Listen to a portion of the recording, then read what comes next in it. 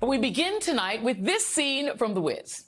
Now, anybody who knows me knows that it is my favorite musical, theater musical, musical, period, including the movie with Diana Ross, Michael Jackson, Nipsey Russell, and Lena Horne, or the OG musical starring Stephanie Mills, or the Broadway version I recently got to see with the great Deborah Cox, my Guyanese sister, as Glinda the Good Witch. This final scene from the 1978 movie shows the Yellow Brick Road crew celebrating with the Winkies, the former henchmen for Eveline, the Wicked Witch of the West, when they were under her spell, but who are now free because Dorothy threw water on her and made her melt, breaking the spell and allowing them to feel an emotion they had been denied: joy. And it's this celebration of freedom from fear and hate that is the high point of the film.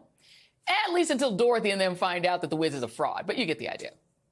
The song that goes with this scene, A Brand New Day, has some really great lyrics. Listen. Everybody look up and feel the hope that we've been waiting on. Everybody's glad because the silent fear and dread is gone. Freedom, you see, has got a heart singing so joyfully. Just look around, for yourself and check it out. Can't you feel a brand new day? Can't you feel a brand new day? Okay, this song has been on my mind a lot lately, not just because I love the musical, but because the last 3 weeks have absolutely felt like a brand new day. The Kamala Harris Coach Walz campaign has an energy to it and like a sheer joy that even the most cynical media folks have had to acknowledge. Check this out. This is the Harris Walz rally in Las Vegas, Nevada over the weekend.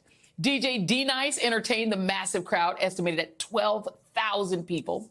It was not carried live on cable news, but people found it anyway, watching on C-SPAN or online, on Olympic closing weekend, no less. The crowds at these Harris rallies are so huge, they appear to be breaking Donald Trump's brain.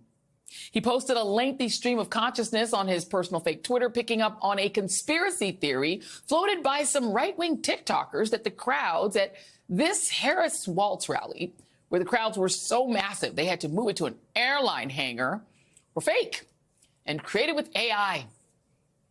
Yeah, no, Donald.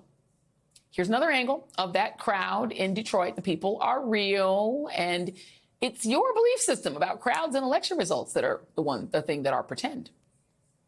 Trump appears to be cracking under the pressure of Harris's popularity and her crowd sizes. The New York Times reports that his campaign staffers are concerned about his raging and that he has called Vice President Harris the B word in private conversations, which should really help with suburban women voters. He's also publicly whining about being called weird, as is his running mate, J.D. Vance, who tried this gambit during a CNN interview and got shut down by the interviewer, Dana Bash. You do criticize, as you just did, the Democratic Party for being anti-family. I do. You called out Kamala Harris and Pete Buttigieg in particular. Kamala Harris has 2 stepchildren. Pete Buttigieg and his husband have adopted twins. I never, Dana, criticize people for not having kids. I criticize people for being anti-child. You're saying Tim Walz doesn't have affection for his wife? I don't even understand that. Oh, well, buddy, listen. Your boss's wife won't even let him hold her hand. And you made weird excuses for your wife not being white. But the bottom line is that what's destabilizing these guys is the sheer popularity and joy of the Harris Walz campaign. It's actually becoming like a rolling party, and the number of affinity groups holding fundraising Zooms is skyrocketing. The money raised has been earth-shattering. Actually, it's enough to pay off Trump's debt to the state of New York for his business defrauding taxpayers for years by cheating on his taxes and insurance. A slew of new polls show Harris leading Trump nationally and in swing states. Here's the coveted New York Times Siena poll showing Harris hitting the magic number 50 in head-to-head matchups with Trump. And here's the first poll in a really long time showing any Democrat leading on the issue of the economy. Harris is now doing that. Trump's meltdown continued this weekend when, following his float of a plan to end the tax on tips generally, which would allow hedge fund managers and other rich people to switch their compensation to tips to avoid taxes, VP Harris made this announcement in Vegas of a more targeted tax break for tipped income for food service workers. And it is my promise to everyone here, when I am president, we will continue our fight for working families of America.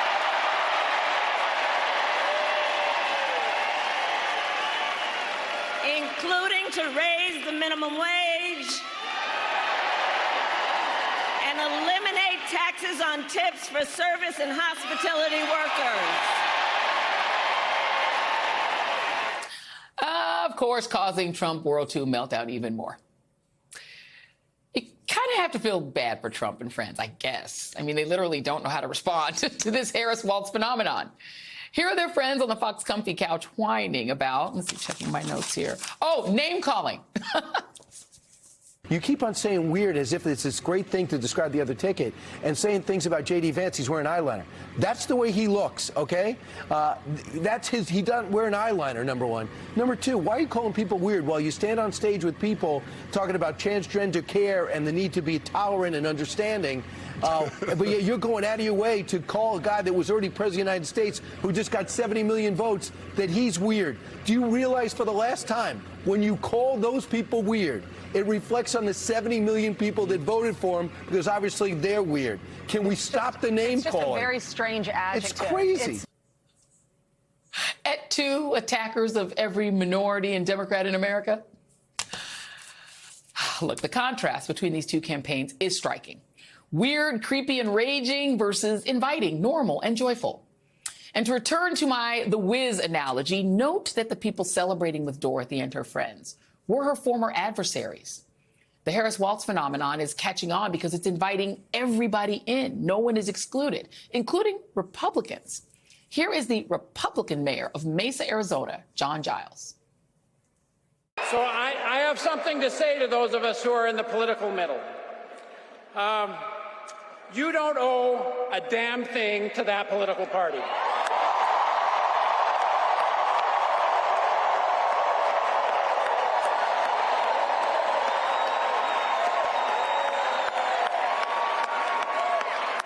In particular, you do not owe anything to a party that is out of touch and is hell-bent on taking our country backward.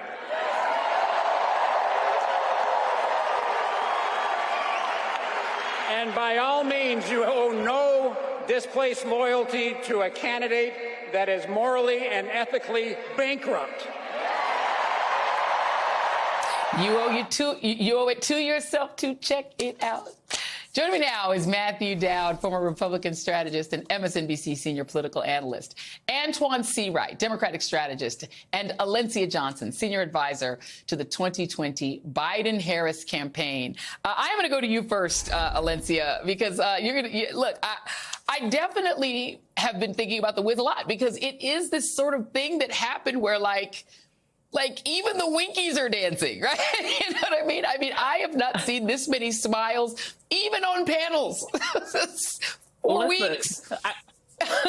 As someone who just saw The Wiz on Broadway, which your viewers should go do, I am pretty sure it's so good. I'm pretty sure Donald Trump is telling his team, no bad news. Like every single day, there's bad news coming out for him. The fact that we are able to make voters understand what is happening on the other side by using something as simple as weird. Let's be very clear. Governor Walz has said he's not talking about the voters. He's talking about the guys that are running the party and also Fox News. This is where we are in our election. We've got 80-some days, and Democrats and those who want to defeat Donald Trump, because there's the Republicans for Harris, there are the Nikki Haley voters, the independents who also are voting against Donald Trump. We are in the race to the finish line, galvanizing our supporters.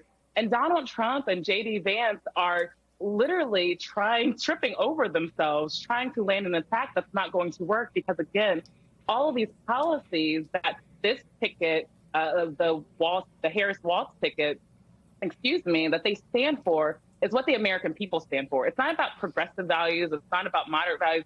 It is actually American people values. All of the issues that we are campaigning on are very popular, and also all of the jabs and calling them weird and telling them that, you know what, even the childless cat ladies are going to defeat them in the ballot box. Those things are popular. I don't know. don't know who messes with cat ladies. Y'all don't understand cats, and y'all understand cat ladies because they're gonna destroy you. Y'all should have left them alone. You know, Matt, I do have to come to you on this because you and I we've spent a lot of time over the past few years, my friend, talking about the horrors that await us if Trump comes back to power. I mean, it's one of the reasons I love having you on because you're able to contextualize that. But I feel like we've all been living so deep in that dread that I feel like the moment that Coach Waltz became the VP nominee, the way he broke through is when he said that thing about, yeah, these guys are scary. Yeah, they would destroy the country, but they're also just weird. It was like he cracked a glass and did something that we just hadn't expected. He responded to horror with this kind of just simple hope. And it's clear why VP Harris was attracted to that and wanted him on her team. But it has fundamentally changed something. She is beating Trump on the economy, and nothing has changed about the economy. It's just people's vibe is now more positive, and they say, hey, that lady who used to work at McDonald's, I might trust her more than the billionaire with the golden toilets.